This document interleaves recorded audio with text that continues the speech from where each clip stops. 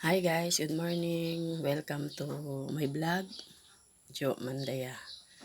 Ang pagkamaayo sa Ginoo, nasaksihan na nato ang iyang ginahimo sa aton. Maayo ang Dios sa aton kinabuhi, sa atong pamilya, o dili ta mawori kung unsa man ang naa diri sa atong palibot, bisan pa man sa primary nga atong ginakaon kada adlaw, bisan sa iyang pagtaas sa iyang presyo, apan ang Dios ara kanato. Tawag ta kaniya, magampo ta, tagaan ta niya sa atong kalan-on sa adlaw-adlaw. Ug ang Dios maayo sa aton kinabuhi.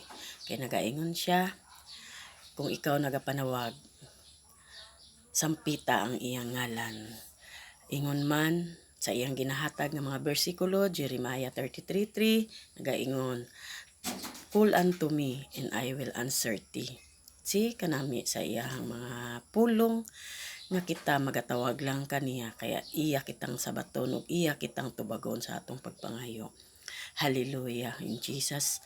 Na ang kamaayo sa Ginoo walay paglubad halin kaniadto hangtod karon, samtang kita buhi pa, wala kitay dapat ikawori kay ara siya nagahulat sa atong pagtawag.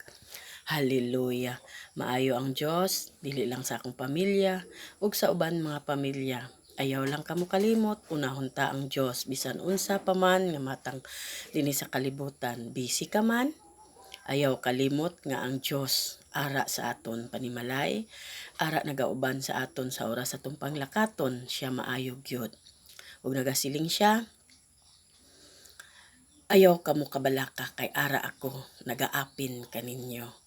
Amo na sa iyang mga pulong nga kita na bless, nga dapat dili nato siya isikan